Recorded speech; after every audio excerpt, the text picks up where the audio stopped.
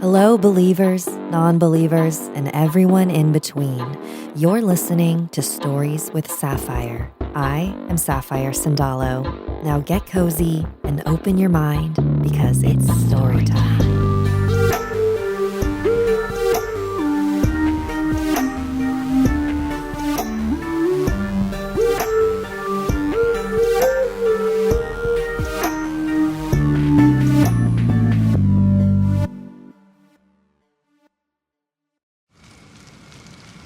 Welcome to a bonus holiday episode of Stories with Sapphire and the last of the year. My schedule has been all over the place lately, so I apologize for this being a short one. The show will be going on a break for the winter season. If you're needing a spooky fix sooner than that, be sure to check out the new true paranormal podcast, Odd Trails. It's hosted by my friend Andrew Tate of Let's Not Meet and his longtime friend Brandon Lanier. First-person stories of the strange and supernatural every Sunday night wherever you get your podcasts.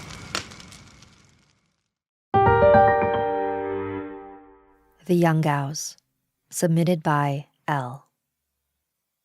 Hello, Ate Sapphire. I've been following your podcast for a while, and I'm amazed by the diversity of the people that share their stories. It's inspired me to share my family's story as well. However, this did not happen to me, but to my tita, who I'll call Tita Ming. I'm a Filipina living in Iloilo City. My tita lives here now too, but this happened when she was still in Manila.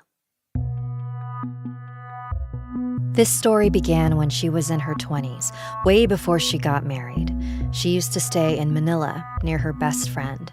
She never told us any names, so I don't know her, but let's call her Judy. Judy had a boyfriend.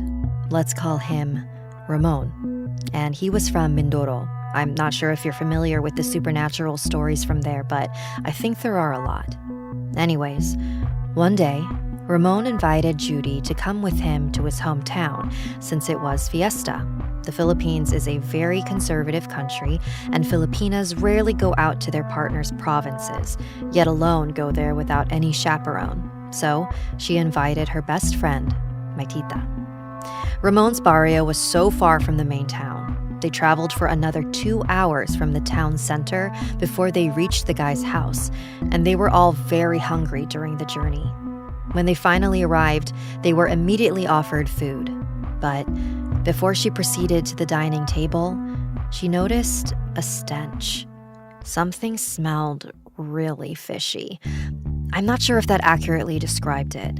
I don't know what you call it in English, but it's malangsa or malansa in our language. It doesn't only refer to the fish smell, but could also be blood products or the stench of a marketplace. Tita Ming's eyes scanned her surroundings, and when she saw the kitchen, she became confused. So our family loves to host parties and fiestas in our own hometown, and Tita Ming's father is a great cook, so she knows her way around the kitchen.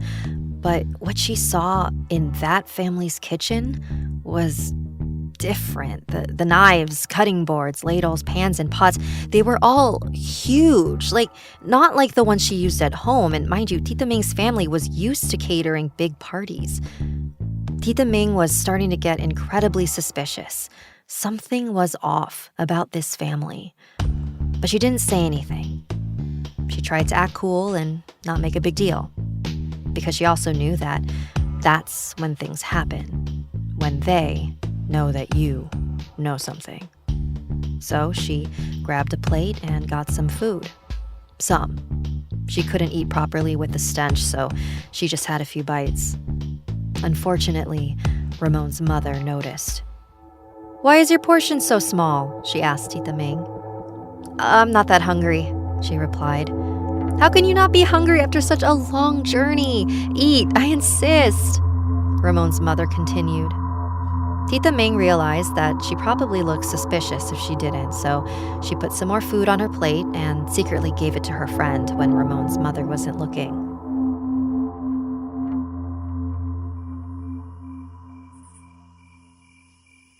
At nightfall, Tita Ming and Judy were ushered to another cottage where they would sleep, far across the field from the house. Tita was a bit confused because it was in the middle of a rice field. As soon as their hosts left, Tita Ming told Judy her suspicions. "Judy, I didn't want to say anything earlier, but I think Ramon's family are Yangaos." Judy laughed. "What on earth would give you that idea? That awful stench, the huge kitchen tools?" "Okay, your imagination has gone truly wild. I think we both need some sleep." Judy laid down, but my tita stayed wide awake, on high alert. She heard movement outside.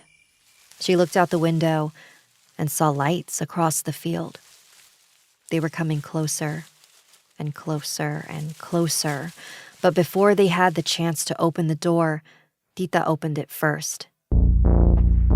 In our native language, there's this thing called dungan.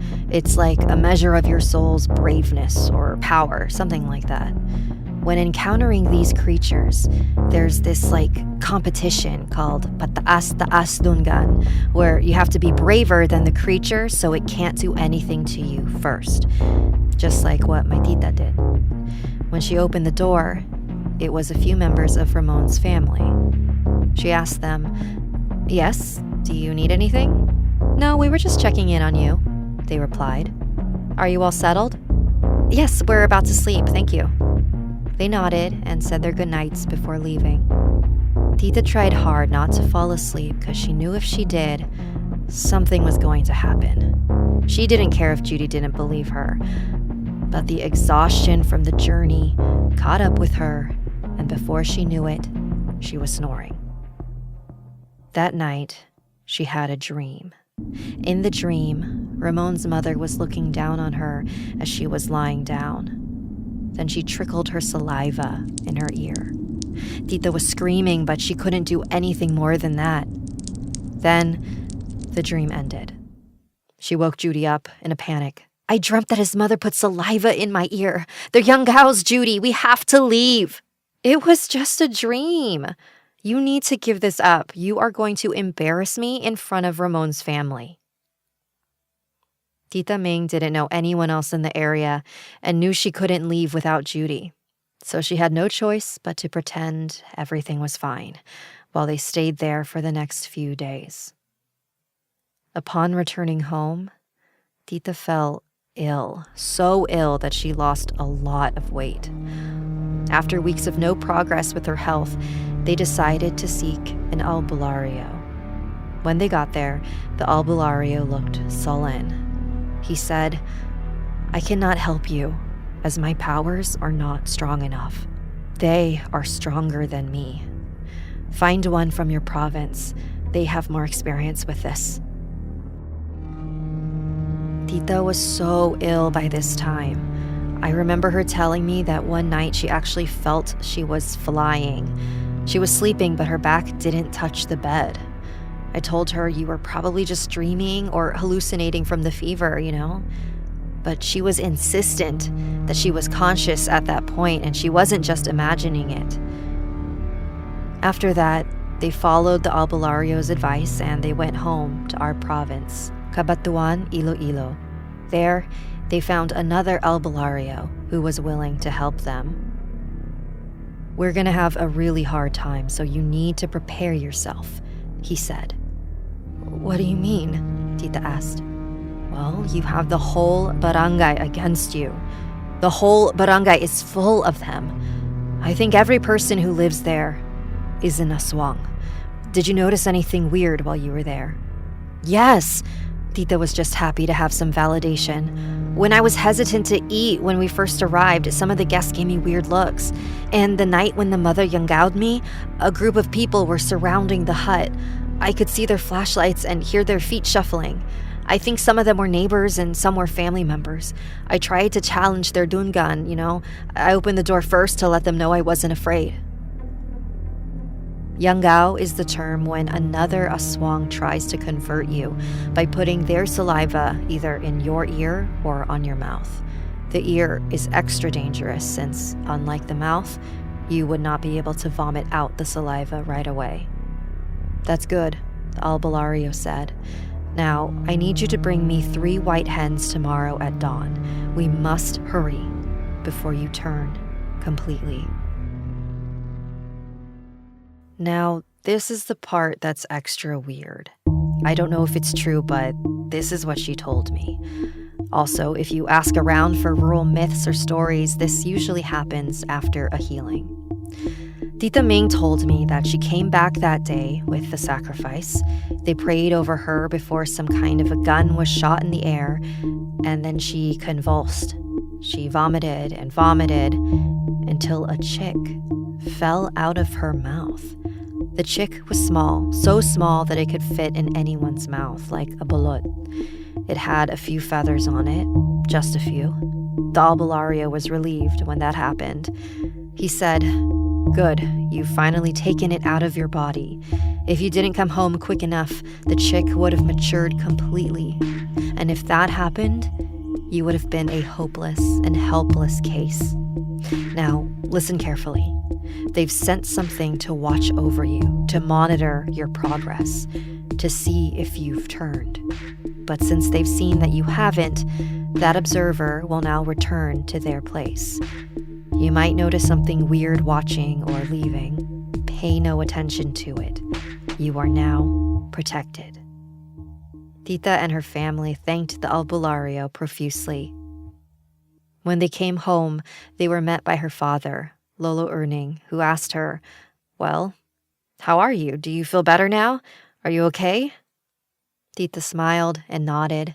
"Yes, Tay, I feel so much better. It's like something was lifted off my chest. By the way, did you notice anything strange when we left?" Lolo answered, "Yes. When we heard the gunshot, a woman with long hair that reached the ground was walking in the forest, as if she was leaving. She was so tall as well, and her skin was pale. I knew that she was the guardian who was sent to see you and report about your changes.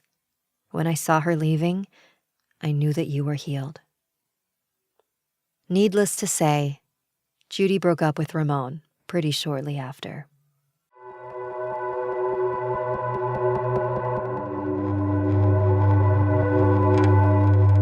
I love this story. It's absolutely wild and touches on all the classic elements of an Aswang story: the suspicions and attempted transformation, and albulario's help, a small chick.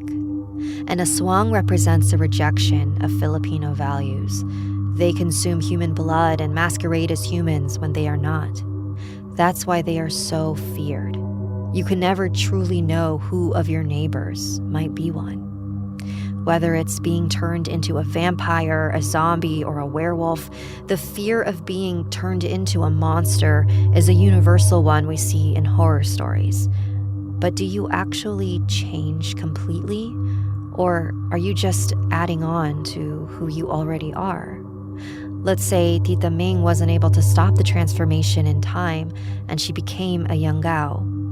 It would still be her body, just with some new features, right? What truly makes us us?